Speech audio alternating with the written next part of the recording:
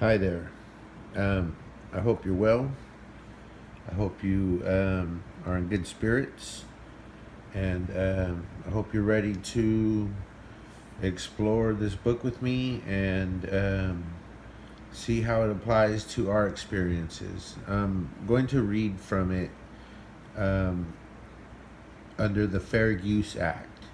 The point of this is commentary. I'm interested in hearing what you guys think. And I did buy this book a while back, hoping to read it. I didn't plan to read it and share it with others, but I think there is a value to folks looking at things from a perspective that we don't normally look at. So, as you can see, the name of the book is The Revolution Will Not Be Funded Beyond the Nonprofit Industrial Complex. And so it's edited by Incite Women of Color Against Violence. These are the parts of it.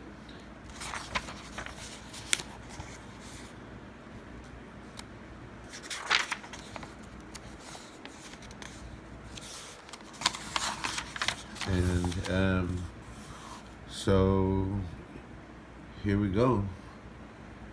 In 2004, Incite Women of Color Against Violence learned the hard way that the revolution will not be funded. Incite began in 2000 with the purpose of supporting a movement of feminists of color organizing against all forms of violence, from interpersonal to state violence. When we first organized, we were generally funded through individual donations. However, by 2002, we found ourselves increasingly more successful in securing foundational grants to support our work. We took a stand against state funding since we perceived that anti-violence organizations who had state funding had been co-opted. It never occurred to us to look at foundation funding in the same way. However, in a trip to India, funded ironically by the Ford Foundation, we met with many non-funded organizations that criticized us for receiving foundation grants. When we saw that groups with much less access to resources were able to do amazing work without funding, we began to question our reliance on foundation grants. Our growing suspicions about foundation grants were confirmed when, in February 2004, Incite received an email from the Ford Foundation with the subject line, "Congratulations," and an offer of a 1-year or 2-year grant of $100,000 to cover our general operating expenses in response to a grant proposal the Ford Foundation had solicited from us. Excited about the news, we committed to 2 major projects: the Sister Fire Multimedia Tour, which was organized for 2004, and the third Color of Violence Conference to be held in New Orleans. In 2005, it was to be held in New Orleans in 2005.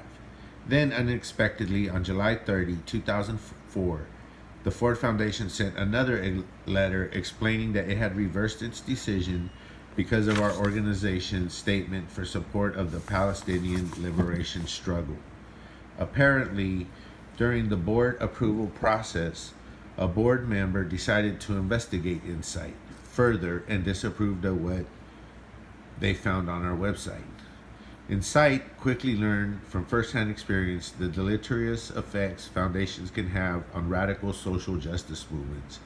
However, we also learned that social justice organizations do not always need the foundation support they think they do. Strapped with the sudden loss of funding, but committed to organizing 2 projects, Incite members started raising money through grassroots fundraising, house parties, individual calls, t-shirt sales, and so on. And we were able to quickly raise the money we lost when the Ford Foundation rescinded their grant offer. This story is not an isolated incident of a social justice organization finding itself in a precarious state as a result of foundation funding, specifically a lack thereof. Since the late 1970s, social justice organizations within the U.S. have operated largely within the 501c3 nonprofit model. in which donations made to an organization are tax deductible in order to avail themselves of foundation grants. Despite the legacy of grassroots mass movement building we have inherited from the 1960s and 70s, contemporary activists often experience difficulty developing or even imagining structures for organizing outside this model. At the same time, however, social justice organizations across the country are critically rethinking their investment in the 501c3 system. Funding cuts from foundations affected by the current economic crisis and increased surveillance by Department of Homeland Security have encouraged social justice organizations to assess opportunities for funding social change that do not rely so heavily upon state structures. The revolution will not be funded beyond the nonprofit industrial complex represents a collaborative effort to address these issues and envision possibilities and models for future organizing. Several key issues are explored. How did the 501c3 or nonprofit model develop, and for what reasons? How did this model impact the direction of social justice organizing? How has funding from foundations impacted the course of social justice movements? How does 501c3 status impact the relationship of social justice organizations to the state and give it opportunities to co-opt movements? Are there ways the nonprofit model can be used to support more radical visions for social change? What alternatives to 501c3 are there for building viable social justice movements in the U.S.? What models for organizing outside the nonprofit NGO model exist outside the U.S. that may help us?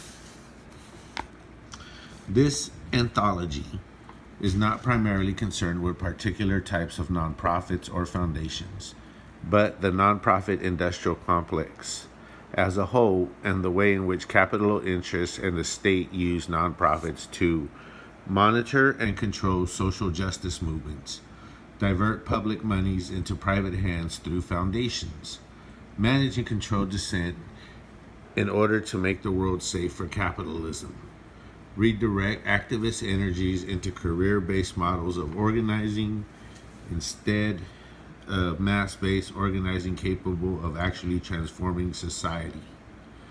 Allow corporations to mask their exploitative and colonial work practices through philanthropic work.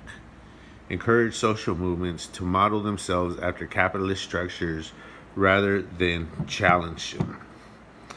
The revolution will not be funded offers no simple answers to these questions, but hopes to continue a conversation about how to think beyond state proctored models like the nonprofit system for organizing political projects for social change.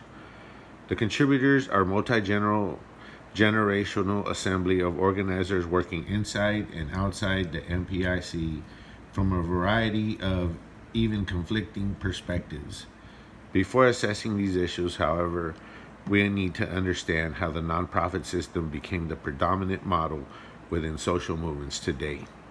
So I'll read the next part next time.